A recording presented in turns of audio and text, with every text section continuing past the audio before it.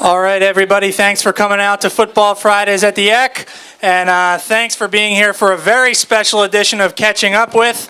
Our guest today is a legendary basketball broadcaster, a member of the Basketball Hall of Fame, and perhaps the most enthusiastic member of the Notre Dame family. Please give it up for Dick Vitale. Well, thank you. Let's go Irish. Let me tell you this. I hope the game is not as tough as it was for me to get down Notre Dame Avenue to get here. My wife is still going crazy out there looking for a place. Duke Blue Devils in the house, baby. Hey, all I can tell you, this is not basketball tomorrow. Dick, your two daughters, Terry and Sherry, both played tennis here, both have 2 degrees from Notre Dame. Your son-in-laws went to Notre Dame, and you have an honorary degree from the university. What does Notre Dame mean to you and to your family? Well, it's a vital part of our life. We had 7 degrees in our family. I was so dumb I couldn't get in Notre Dame. I couldn't spell it, to be honest with you. But bottom line is I ended up with an honorary alum degree, and my daughters, the night they gave it to me, it was a surprise. I had no idea. It was at a pep rally, and they were playing Michigan State, and I had to go somewhere that night, and my daughter said, "You can't go anywhere. You got to go to the pep rally."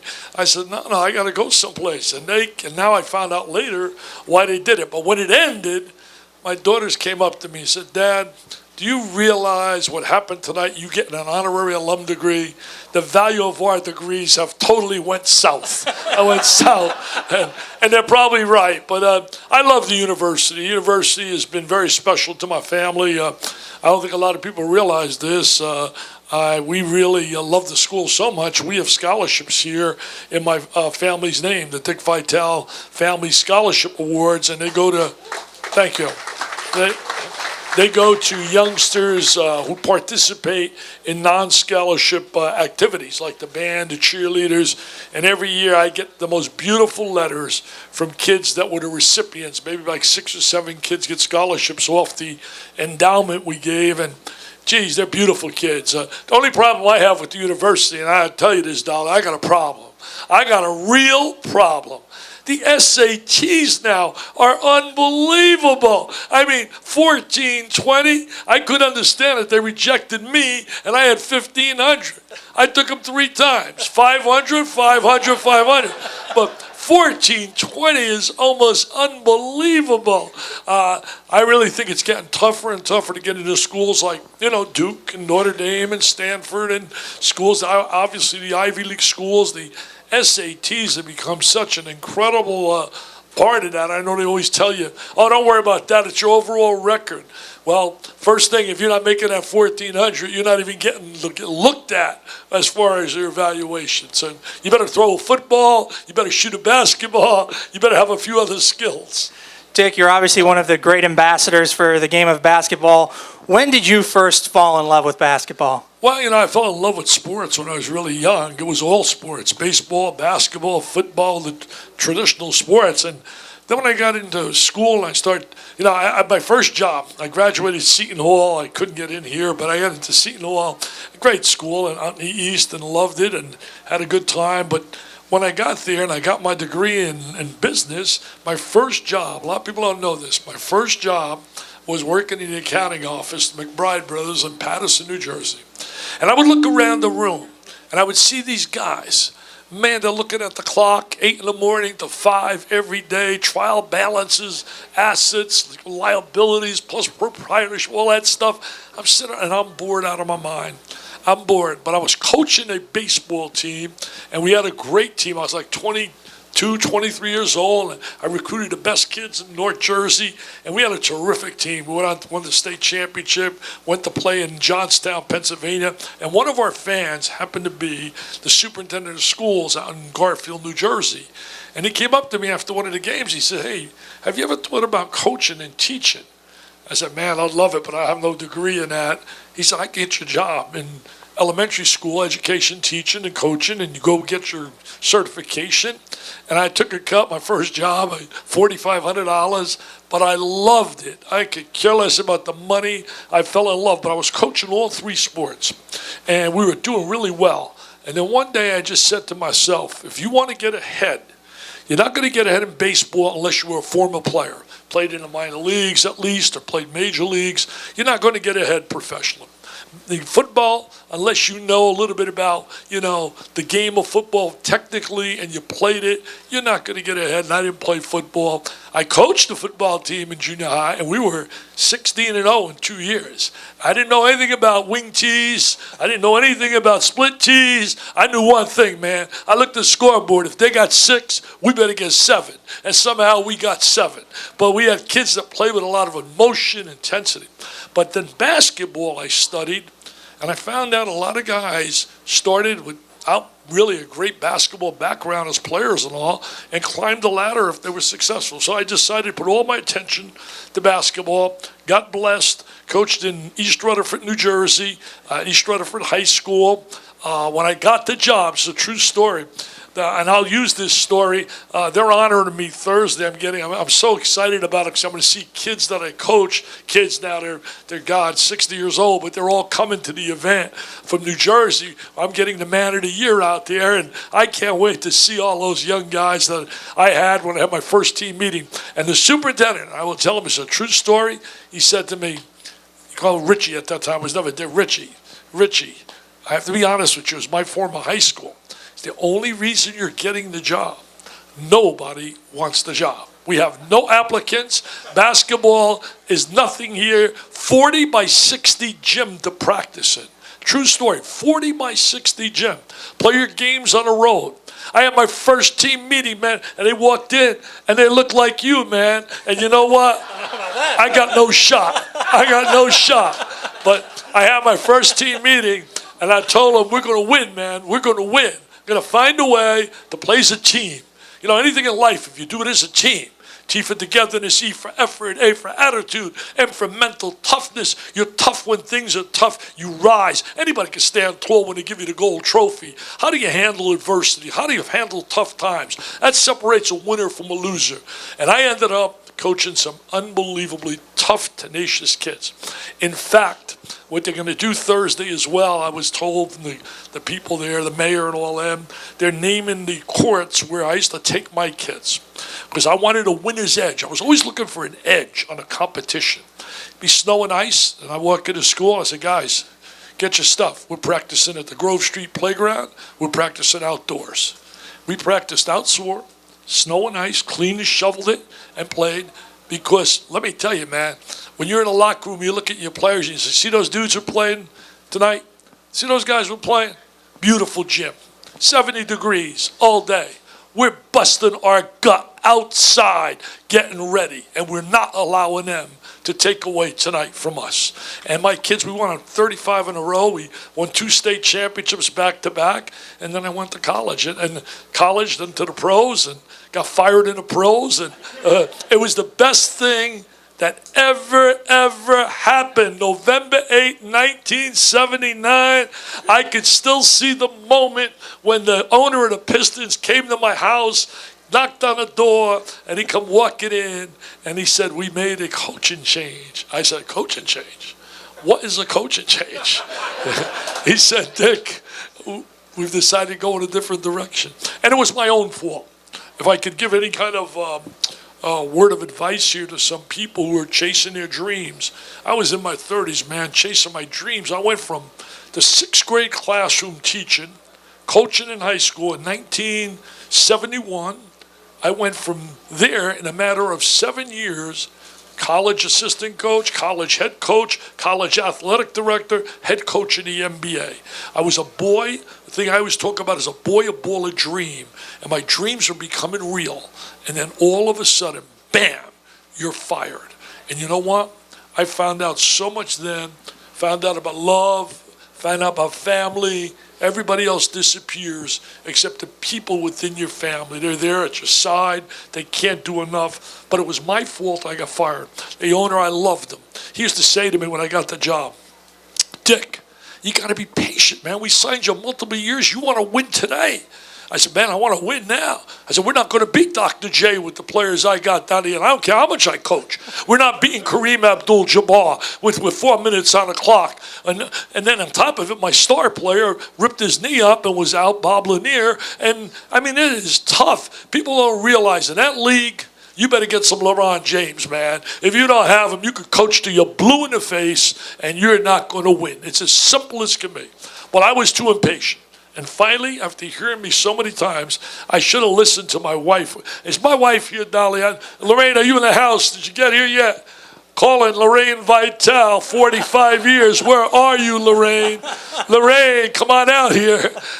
She was trying to park the car, Dolly. But she told me when I got a call from my secretary, the secretary called me, we're getting ready to play the 76ers, and you have a shoot-around. And my secretary called me, and she said, before you come to the shoot-around, Mr. Davidson, the owner of the Pistons, is going to come over your house. And my wife literally said to me, prepare yourself. You're getting fired. I said, you're out of your mind, getting fired. 10 games in the season. I think we were at 4-6 at the time, had injuries. I said, we broke every record in attendance my first year. I said, no way. She said, you're getting fired. I heard you talk to the owner last night on the phone. I really, I said, Mr. Davidson, we can't win in the direction we're going. We just cannot win. We need a general manager. We need make some changes. I mean, no general manager, no one. And she said to me, you can't talk to an owner like that. And I said, well, he seemed to listen. Well, he really listened, man. I'll tell you, he fired me, and I love him dearly because he was a great guy. It was my own fault. But now at ESPN, 37 years, and you know what? I got a better record. I got a better damn record than Mike Krzyzewski and Duke. I haven't lost a game. I've coached in 37 years. I coached Notre Dame one day. I coached Duke. I coached Carolina. I coached UCLA. And when I leave the arena, we're owned by Mickey Mouse, pays me a nice check. I leave, and I got another W. So I'm about 1,100 since ESPN. All those years with ESPN, you've had an incredible career, inducted into the Hall of Fame. How much longer are you going to keep doing it? Wow. God upstairs will determine that. Everybody always asks me that, and I don't mean this to be negative in any way to you, but really the only reason they ask you because they know a number. I'll match my energy and enthusiasm. I just did a big seminar for a big group, and I told them there the same thing. I said, man, I'll match my energy and enthusiasm with any 25-year-old. If you didn't know my age, you wouldn't ask me that. That's true. They know a number. Now, I don't feel it until I look in the mirror, then I realize how old I am. But the bottom line is, I don't know that answer. All I do know is that ESPN extended my contract 3 years. So that'll take me till I'm 80 if I fulfill. I'm 77, man. But I'm the youngest 77 in the world. Follow me. Follow me on Twitter. Follow me on Twitter /DickieV. Facebook, The Real Dick Vitale. Instagram, Dickie V, ESPN. And now I'm even on Snapchat, man. I'll tell you what, there aren't many 77-year-olds that got over, between my different social media, over 1 million followers, between Instagram and Twitter and also, 1 million people. So follow me on Twitter /DickieV. We'll have a lot of fun. I try to share my feelings, and I try to have a lot of fun at what I do. We got to talk a little basketball while we've got you here. Our visiting friends from Duke have learned the last few years that the best men's basketball coach in the ACC is right here, and Coach Mike Bray. So give us a preview. We're heading towards the basketball season. How do you think the Irish are going to be this year? Well, I think the Irish, Mike Bray, does a terrific job. There's no question. He learned quite a bit also. He worked under Mike Krzyzewski for years.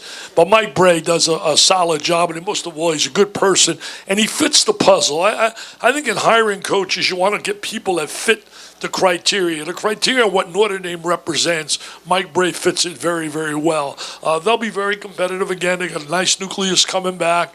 But unfortunately, when you look at the ACC this year, Carolina's going to be dynamite. Louisville's going to be terrific. Syracuse has really gotten better with their recruits. And at school, Virginia, very good. Virginia, Tony Bennett. And then there's a school in Durham, Duke. Let me tell you this. He will not like me to say this, but I will flat out say it. They might be, this year, the most talented Duke team that I've seen in many a year. Grayson Allen, a scoring machine coming back.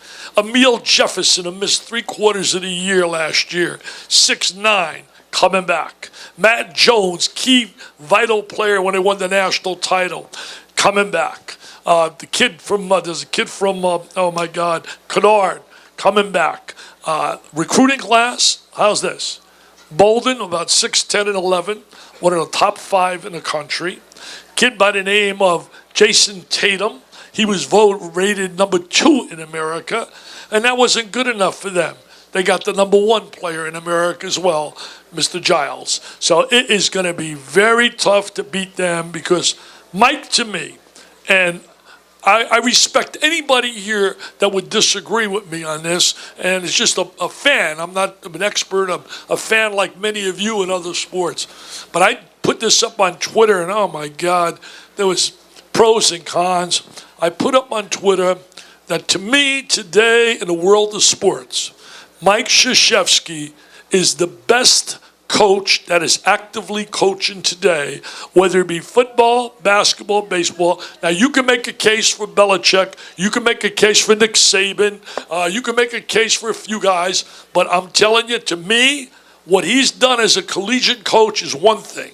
And then if you compound that with what he's done as an Olympic coach, bringing back the pride and the passion, because really prior to Mike taking over the Olympics before that, we struggled big time and were embarrassed, almost humiliated.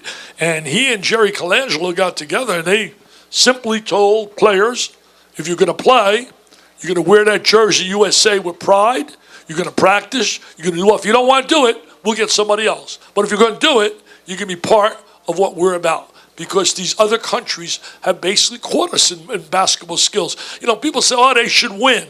You know, you take a look at who they beat. Those teams all have 4, 5, 6 NBA players on them. So, I mean, it's not any longer just stepping out there blowing people away. So I think the world of Mike, and plus, I'm a little biased because he's on a board of directors with me, with the V Foundation, and I know what he does to help kids battling cancer. You mentioned the V Foundation. You were so close with Jim Valvano, and you've devoted so much of your time and efforts to raising money for cancer research. You got the 12th annual Dick Vitale Gala coming up. Tell us, why that's become such an important cause to you.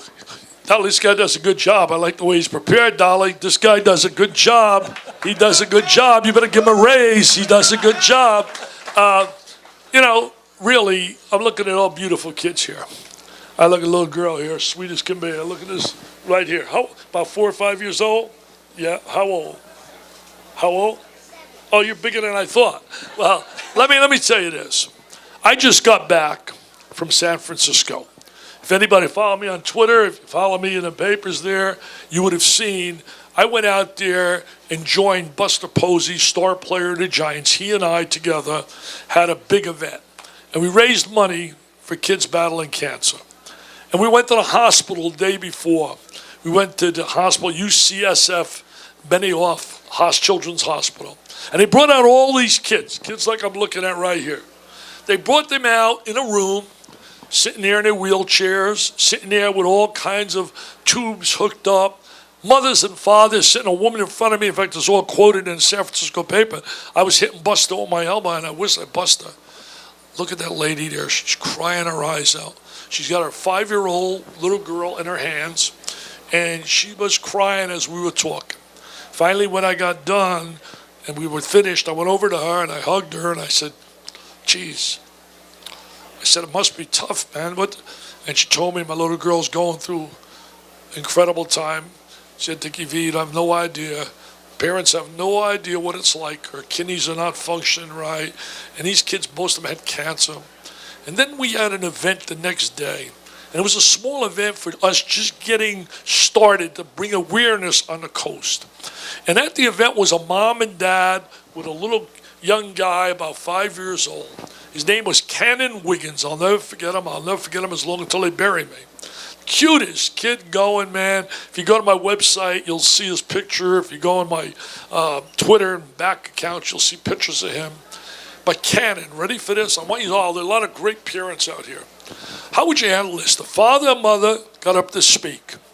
And they said they were given advice before they had to do what they had to do.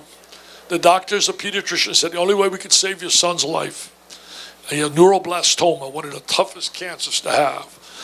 He said, the only way we can save his life, and we need you to sign the papers, that you understand that there could be a lot of side effects from what we're going to do. We have to put him for, listen to this, and this is God's honest truth right from the mom and dad's mouth. 108 straight hours of chemotherapy to be able to survive. And they told him to be side effects. Possible loss of hearing, teeth, gone. Sure enough, they were right. They saved his life. He lost 19 teeth, were all rotted, the father said, and he's lost his hearing. That pain, I looked at that kid, and I said, we bitch and moan about traveling, about this, about that. You talk about courage, talk about heart. Well, Buster and I that night, he's, by the way, one of the nicest superstars I have ever met in my life. He and his wife, Kristen, beautiful people. They got involved because they knew this family, and they have twins that are healthy. And they said they couldn't believe what these people go through, what parents go through that have children going through that. So we raised that night $500,000, and it was just a fun kind of night, and we hope to make that bigger and bigger and bigger. Now, you mentioned we are having a major event on, it's unbelievable. It sells out every year, so I'm not selling tickets here. It's May 12th, the Ritz-Carlton, Sarasota. It's, to me today, Kevin, the best thing I've ever done in my life. And I started this 12 years ago, and so far we have raised, and it's not enough, $18.2 million for kids battling cancer. And 18 million sounds, thank you. These flyers are here if anybody wants one. But last year we had about 70 celebrities that come to the event free of charge. Many of them make big donations. Last year we honored Robin Roberts, Good Morning America, tremendous lady. First time I worked with Robin at ESPN, I came home and said to my wife, I said, she's not going to be with us long. She's got the whole package, man. Brains, beauty, personality, gets it, understands how to treat people with respect.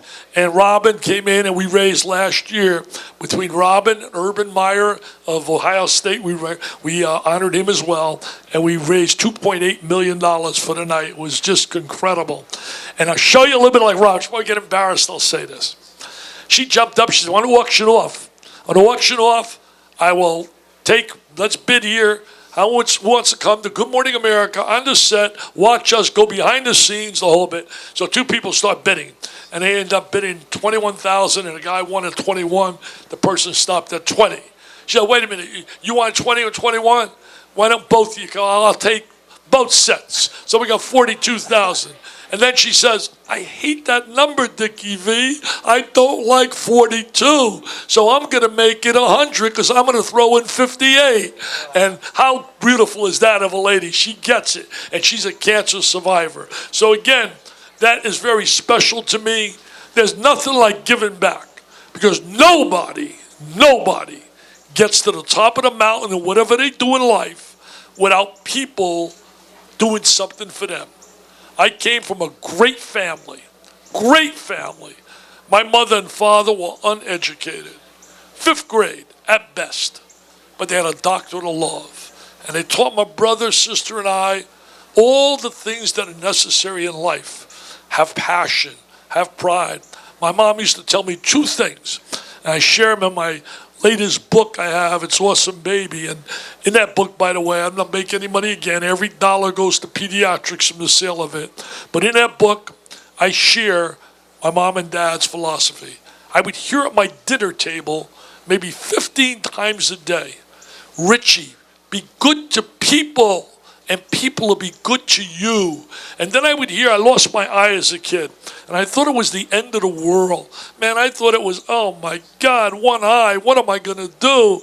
My mother, God bless her up in heaven, she went to church. I don't know how she did it. She had a stroke, and she would drag her leg with her lady friends, and they would walk about 1.5 miles to church every day. And I'd say, Mom, you don't have to go just Sunday. No. Got to do my rosary every day. But the love I felt from her and my dad was so special. My dad worked in a factory. I haven't worked a day in 37 years. You're gonna call it work, sit at the best seat, and I watch Duke, Carolina, Kentucky, Florida, Notre Dame, Louisville, all these games, and I leave, they give me a check on top of it. It's unbelievable. It's stealing money. Don't tell my bosses. They think, those guys think they're cool. The guys, the white shirts, the bosses, Harvard grads, Stanford grads, Notre Dame grads, they think they're really bright. They are so dumb it's unreal. They pay me major dollars to talk about a game that I do it for nothing. But you know what? I got addicted to getting the check, so I like the check now. Where is my wife? Lorraine, if you are not here shortly, I'm finding a new lady. There's a beautiful lady I'm going to flirt with sitting to my right here. And I'm telling you, you're in trouble. You better get up here, Lorraine. Look, calling sweet Lorraine. As the coaches always tell her, Lorraine, you live with that sucker for 45 years. You deserve sainthood. Come here, Lorraine. Come here. Lorraine, come on up here. There she is. There she is. Miss America. Come on, Miss America. Where are the cards? You got the cards? Pass them out to these people. They're beautiful people. Nah, seriously. My man here, do me a favor. There's so many beautiful people here. Just pass these autograph cards out. I want to make sure they get one, hon. Well, but hey, 45 years. And let me tell you guys, you should have been there when I first met her. Wow. If Bo Derek's a 10, she was a 15 plus, man. She still is. Well, Dick, thanks for all you do for not only for Notre Dame, but through the V Foundation. That's all. Pediatric No more cancer. time. I could talk all day. First, we're going to bring the great Dolly Duffy, the executive director of the Notre Dame Alumni Association, up here. She wants to say thank you as well. I want to get a picture. All right, you get in it. I want you and Dolly in it. So I got a question. Kevin, do me a So you're favor. going to sell out the gala, Take a right? picture. You're going to Yep. sell it out. Yep. And so a lot of these people aren't even going to be able to go to the gala. No, they got to buy the tickets early. But if they can't go to the gala, can they still give? Yep. How do they give? They can make a donation. All you got to do is go to dickvitaleonline.com. In fact, I'm serious about this too. If you really want to make a donation and help kids battle cancer, if you go to my website, dickvitaleonline.com, up in the upper right, you're going to see a picture with me, with a friend of mine, John Saunders. John, for 10 years, was the MC at my gala. Beautiful guy. How many know John Saunders? No name from TV. Beautiful. Well, he died just recently, and we are going to have a research grant, Dolly, in his name, and we're going to present it that night, and I'm hoping it to be $250,000 for kids battling cancer. So any donation, 100, 200, whatever, go to dickvitaleonline.com. You know, Dick, I know you're in a hurry, but I got to say, I'm okay. that every time I turn around, I hear another story about how Dick gives back. Well, and not only that, he's never too big or never too busy for an act of kindness. You've been good to me. You've been good to the Alumni Association. You've been good to Notre Dame.